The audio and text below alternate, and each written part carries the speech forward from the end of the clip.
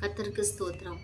கர்த்தருடைய ராபோஜனம் அதை குறித்த சத்தியங்களை நாம் கேட்கப் போகிறோம். மத்தேயு 26ஆம் அதிகாரம் வசனங்கள் 17 முதல். புளிப்பில்லாத அப்ப பண்டிகையின் முதல் நாளிலே சீஷர்கள் இயேசுவிடத்தில் வந்து, பஸ்காவை புசிப்பதற்கு நாங்கள் எங்கே உமக்கு ஆயத்தம் பண்ண சித்தமாய் இருக்கிறீர் என்று கேட்டார்களாம். பஸ்காவை தொடர்ந்து அந்த ஆட்டை அடிக்கிற நாள், வருடந்தோறும் செய்கிற இந்த ஒரு பண்டிகை. அப்போ இயேசு கிறிஸ்துவே பலியாக, ஆடாக இருக்கிறார். கடைசியாக தேவன் இந்த பூமியிலே சீஷர்களோடு அமர்ந்து அவர் செய்த இந்த ராபோஜனம். வசனம் 24, மனுஷகுமாரன் தம்மை குறித்து எழுதியிருக்கிறபடியே போகிறார். ஆம், கர்த்தர் அவரை குறித்து சொல்லியிருந்த வசனங்களை எல்லாம் நிறைவேற்றுவதில் அவர் மிக கவனமாக இருந்தார். இணையான இன்னொரு வேத பகுதி 1 கொரிந்தியர் புஸ்தகம் 11ஆம் அதிகாரம் வசனம் 23 முதல்.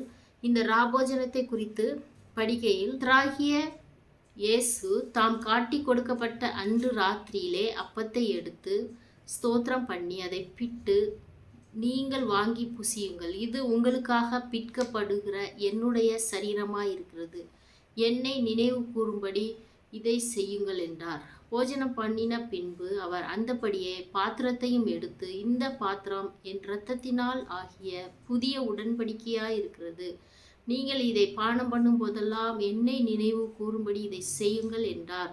ஆகையால் நீங்கள் இந்த அப்பத்தை புசித்து இந்த பாத்திரத்தை பானம் பண்ணும் போதெல்லாம் கர்த்தர் வருமளவும் அவருடைய மரணத்தை தெரிவிக்கிறீர்கள். ராபோஜனத்தை நாம் காலகாலமாக இயேசு கிறிஸ்து ஆரம்பித்து வைத்த நாள் முதல் இன்றைக்கு வரைக்கும் செய்து வருகிறோம். அந்த ராபோஜனத்தில் பங்கு கொள்ளும் போதெல்லாம் இயேசு கிறிஸ்து திரும்பி வரப்போகிறார் என்று அவருடைய மரணத்தையும் நாம் தெரிவிக்கிறோம். அந்த செயல் மூலம் உலகத்துக்கே நாம் தெரிவிக்கிறோம். இந்த ராபோஜனம் புது உடன்படிக்கை என ஆண்டவர் அவர் சொல்லுகிறார்.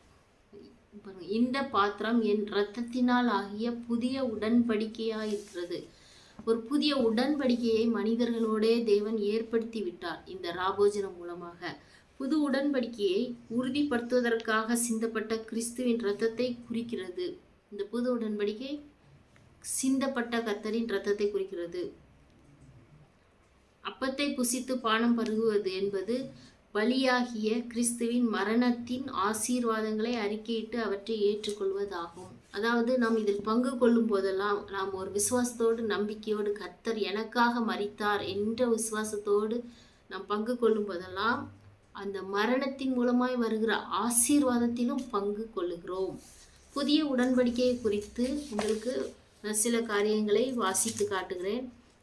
புதிய உடன்படிக்கை என்பது புதிய ஏற்பாட்டு காலத்தில் இயேசு கிறிஸ்துவின் பிறப்புக்கு அப்புறம் உள்ள நம்மோடு கூட, மனிதர்களோடு கூட கர்த்தர் ஏற்படுத்தின இந்த புதிய உடன்படிக்கை. புதிய உடன்படிக்கையானது மனிதர்களோடு தேவன் செய்த காரியமாக இருக்கிறது.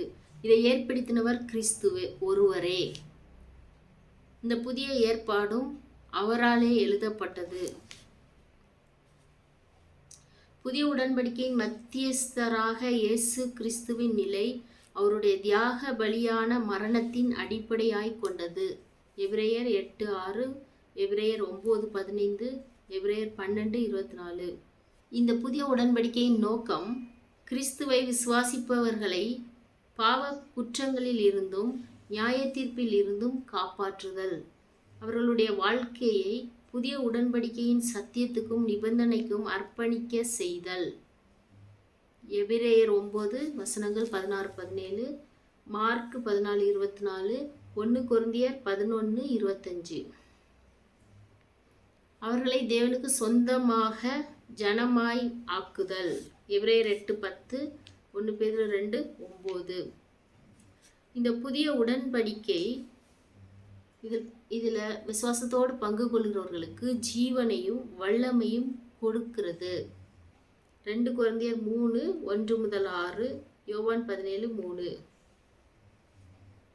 இயேசு கிறிஸ்துவோடு இந்த புதிய உடன்படிக்கையின் மூலம் இணைந்து செல்பவர்கள் அதன் ஆசீர்வாதத்தை, ரட்சிப்பையும் அவர்கள் விசுவாசத்திலும் கீழ்ப்படிதலும் நிலைத்திருப்பதால் பெற்றுக்கொள்கிறார்கள். எபிரேயர் 3:6. ஆனால் இந்த புதிய உடன்படிக்கையில விசுவாசம் இல்லாம, நம்பிக்கை இல்லாம இருப்பவர்கள் அதன் ஆசீர்வாதத்திலிருந்தும் தள்ளப்படுகிறார்கள். இது மூலமா கிடைக்கிற ஆசீர்வாதம் அவங்களுக்கு கிடைக்காது. இயேசு கிறிஸ்து மூலமாய் புதிய உடன்படிக்கை வந்ததினால் பழைய உடன்படிக்கை செல்லாததாகிவிட்டது. எபிரேயர் 8:13.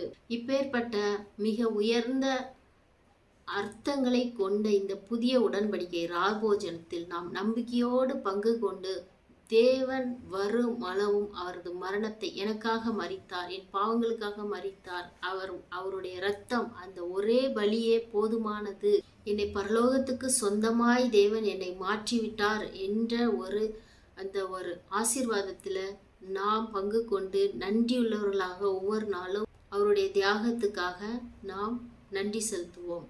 கர்த்தர் நம்மை ஆசீர்வதிப்பாராக. ஜெபம் செய்வோம். எங்களை நேசிக்கிற தகப்பனே, உம்முடைய மரணத்தை நினைவு கூறுவதற்காக தேவன் நீர் ஏற்படுத்தின இந்த புதிய உடன்படிக்கை கர்த்தாவே, அதன் ஆசீர்வாதங்கள் அதனோடு எங்களை எல்லாரையும் இணைத்தீரே. உமக்கு நன்றி. ஸ்தோத்திரம் ஸ்தோத்திரம் ஸ்தோத்திரம் அப்பா. எங்களுக்காக அப்பா ஆண்டவரே நீர் ஏற்படுத்தின காரியங்கள் எல்லாவற்றையும் தியானம் பண்ணி ஆண்டவரே அதனுடைய சத்தியத்துக்குள்ளாக அப்பா நாங்கள் நிலைத்திருக்க உதவி செய்யுங்க. அநேகர் அப்பா அதனுடைய அருமையை அறியாமல் இருக்கிறார்கள் கர்த்தாவே, அவர்களையும் அப்பா உமக்குள்ளாக நாங்கள் கொண்டு வர உதவி செய்யுங்க கர்த்தாவே. ஏற்கனவே ஏற்படுத்தி வைத்த அந்த ஆசீர்வாதங்களை எங்களுக்கு வந்து அடைய உதவி செய்யுங்க. அப்படிப்பட்ட கிருபையை தந்து எங்களை ஆசீர்வதிங்க. இயேசு கிறிஸ்து மூலம் ஜெபிக்கிறோம் நல்ல பிதாவே, ஆமென்.